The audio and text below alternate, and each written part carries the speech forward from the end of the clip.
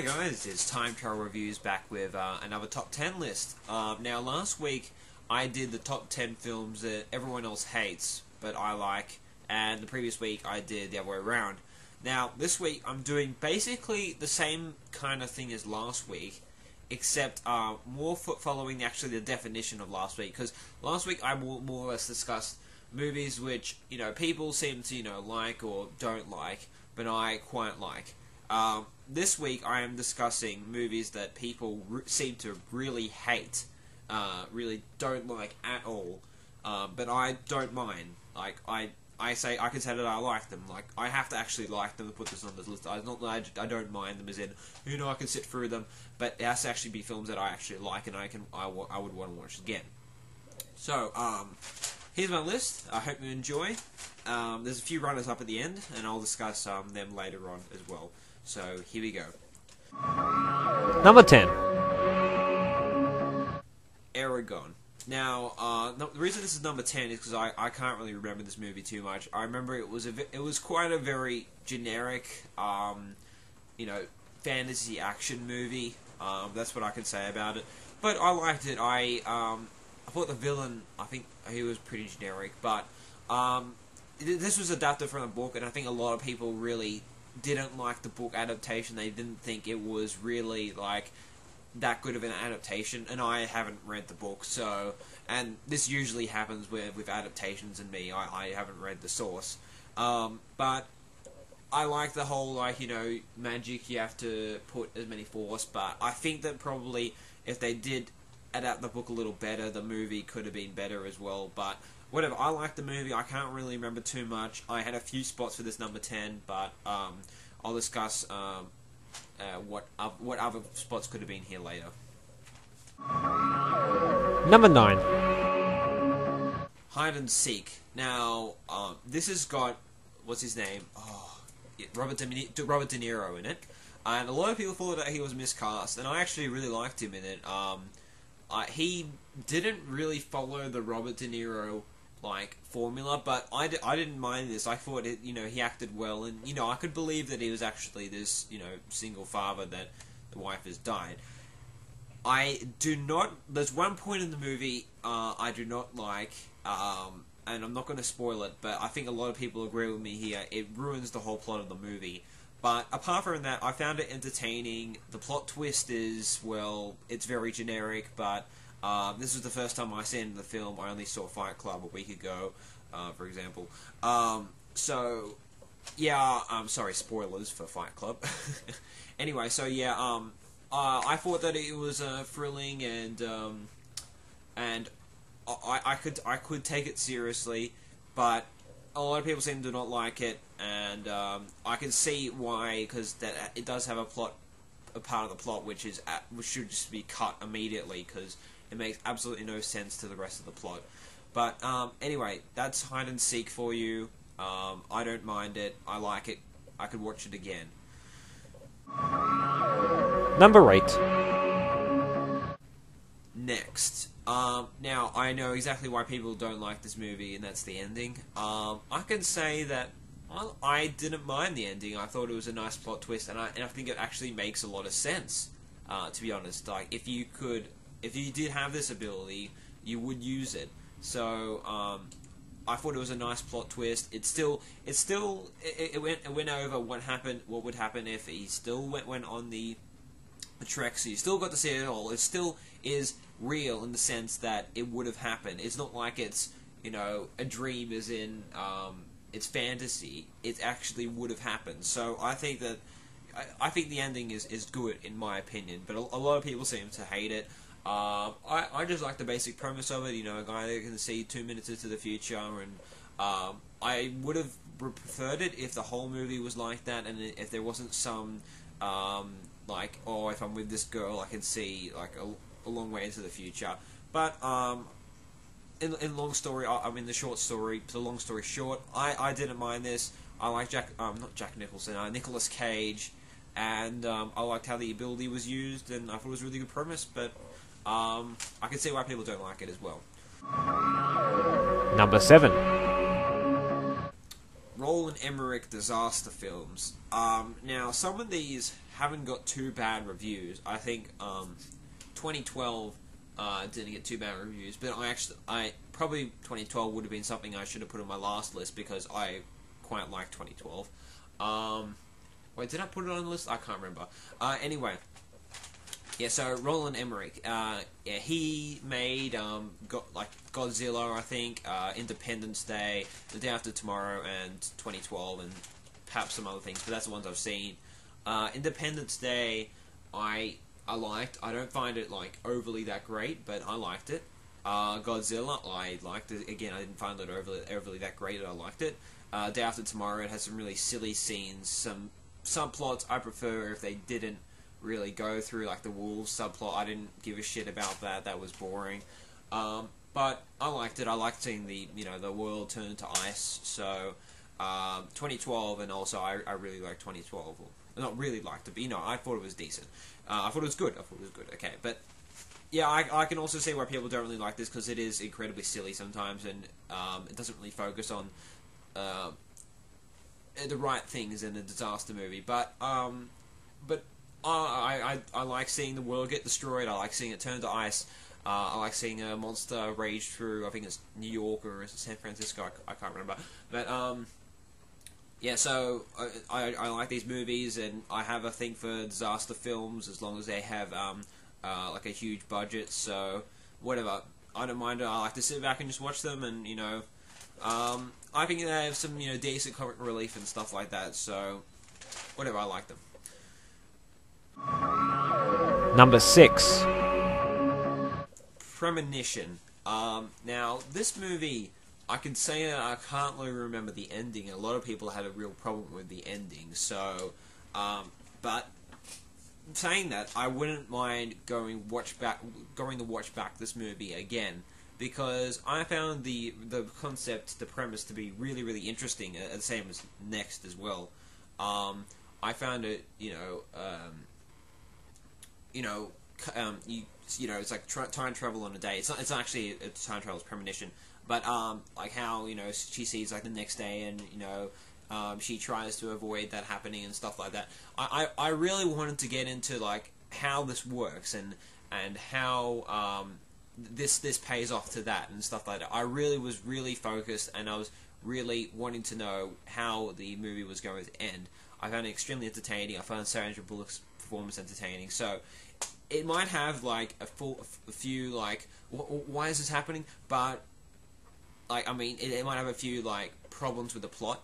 But I found it very entertaining, and I really wanted to research this movie and find out how it works, what could have been done, and stuff like that. So really, it might not be such a good plot, but I really got into it, and that's why it's number 6 on this list, sorry. Number 5. Knowing.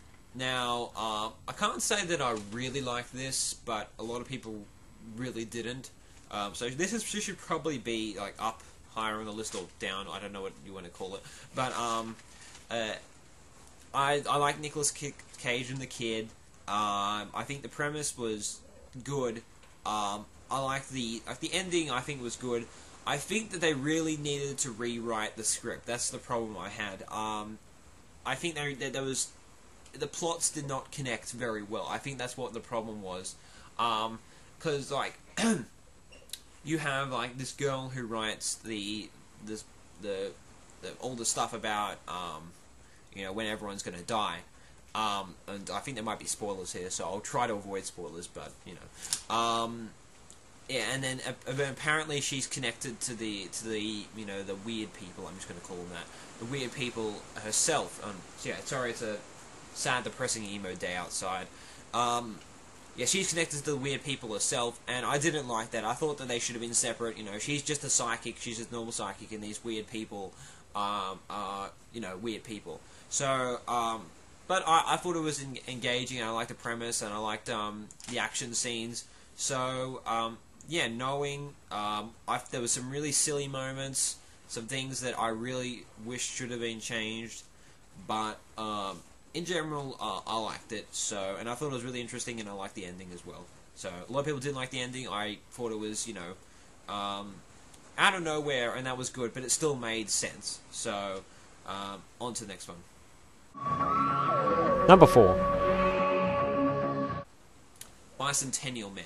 Now, I actually quite like this movie, and the reason it's only number 4 is because of the fact that this has got a 37% on Rotten Tomatoes, so it isn't universally hated.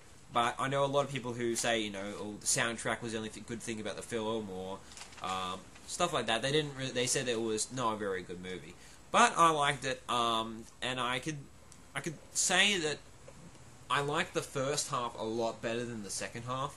But I still did like the second half.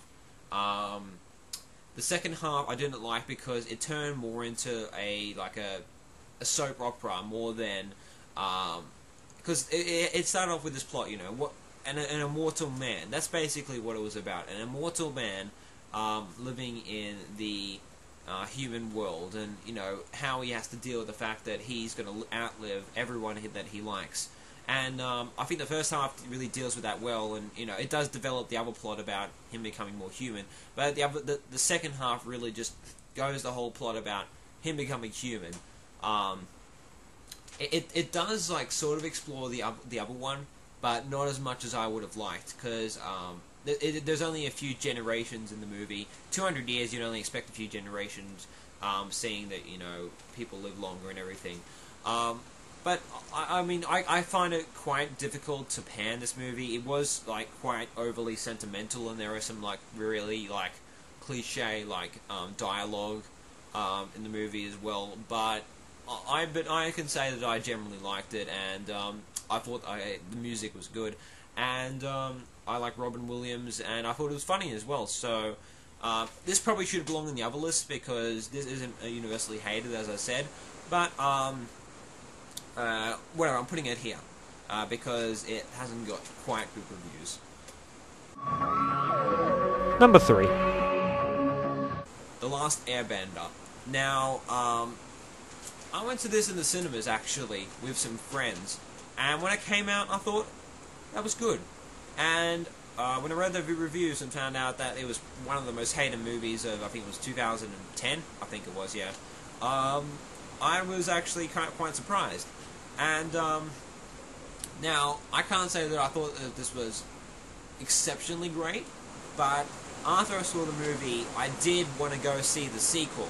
So, that just tells that, I wanted more. Now, this movie had, a lot of special effects. Now, M. Night Shyamalan, I personally like him as a director. I haven't seen a lot of his recent stuff, which is apparently his bad stuff, but I even liked The Village, at least the second half that I saw. I liked of it, even though I knew the plot twist. Anyway, back to The Last Airbender. It had a lot of special effects, and I thought the special effects were good, and I actually felt for the main character. I've forgotten his name, the bald guy with the arrow, whatever. I felt for him, and I didn't like the bad guys, but I still found out why the bad guys were doing it. So really, I thought the climax was good. And there were some really I could tell while watching that there were very silly moments. But in general, I thought that the film was good. Very high on special effects, but I thought that it did everything it really means to do, in my opinion. So people probably a lot of people criticize this. I know a lot of people don't just because of this, but a lot of people criticize this because they watch the cartoon. I've never watched the cartoon, so I'm probably missing something, but whatever. I didn't mind this. I thought it was good enough. I don't think it was anything excellent, but I thought it was entertaining. So on to the next one. Number 2. The Land Before Time 5. Now, some of the other Land Before Time sequels I could probably put here, but this one especially, and when I say some, I mean some. They're about more than half, I can say, that not very good. But perhaps number 4 and number 6 I could possibly put here as well, because I don't mind them.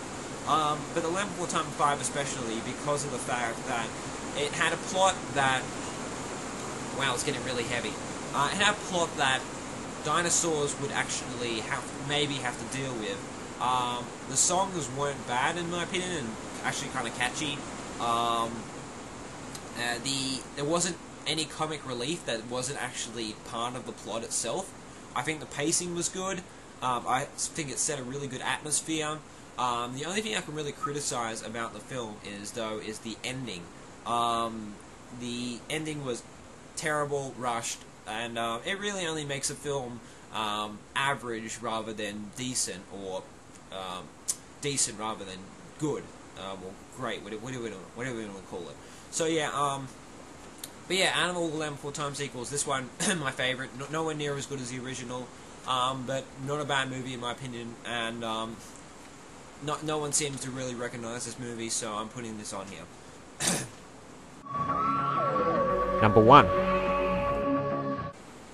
The Time Machine. Right, so this is the 2002 adaptation of the book by H.G. Wells. Now, a lot of people criticize it for not following the book very well, and I really didn't mind this because of the fact that I thought that it was good that they took a book and they created something new out of it. It wasn't it wasn't the same. They created something new, and I thought it was a really good sci-fi story. We haven't really seen too many sci-fi stories really that far into the future, and I thought it was really cool, like exploring. I know it was probably could have done better if they followed the book, but I think it was good that they explored how the human race could split into two and how it could happen and stuff like that. There was some very silly things, like the fact that the library stayed operational for 800,000 years. Yeah, whatever.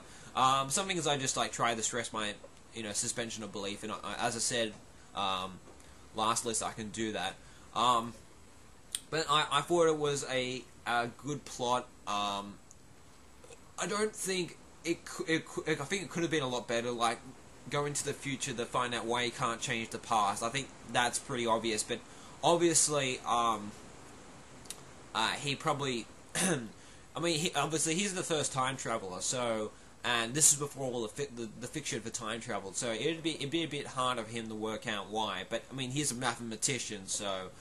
And he's the one who built the time machine, so whatever. Well, I didn't mind this. I thought it was a good sci-fi story, and I especially like the special effects when they're going into the future and everything's changing around them. So I can kind of understand why people don't like this.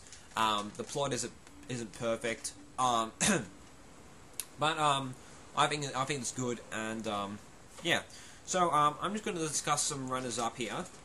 Which I didn't put on the list. King Arthur. Now, I remember liking this, but I can hardly remember it, and so I guess that's a bad thing. But I think this was pretty generic, just medieval movie. I think it was a Dark Age movie, actually. But I remember liking the atmosphere, and I went for the good guys and didn't like the bad guys, so it worked well. Armageddon. This got a 40% Rotten Tomatoes. I actually like this movie. Really, really silly, really, really scientifically inaccurate. But I liked it, and I fell for the characters, and I thought it was a good, it was more of a fantasy movie more than anything, so, and as I said, I have a thing for disaster movies as long as they got a good budget, so there you go. The Power of One, this movie, I can't really remember too much, but, again, I felt for the main character. I didn't like the baddies, and it might not be very historically accurate, or it might be very patronizing, but I didn't really mind it. So yeah, and number 23, this movie I found a bit silly as well. It didn't really it needed a rewrite in my opinion, but I like Jim Carrey's performance, and I like the movie as well. So that's all I can really say. And the last one is We're Back, a Dinosaur Story. Absolutely terrible plot, but I like the ideas that it has. It has some really cool ideas, but it just doesn't use them very well. Like, a machine which can go into the middle future, the future. I found that really cool. Like the drugs that will, enhance evolution, make them smarter, or make evolution crap. And a machine which, has fears, and another machine which has wishes. I find that all pretty cool, except they used it absolutely terrible. So I can't say that I like this movie, and that's why it's not on the list. But it does have some really cool ideas, which I think could have been used a lot better. So that's my list, everyone. There's just a piece of paper with the list on it, so I can remember. But thanks for watching, everyone. And next week I might do something different, but we'll see. You can wait, can't you? So thanks for watching, everyone, and goodbye.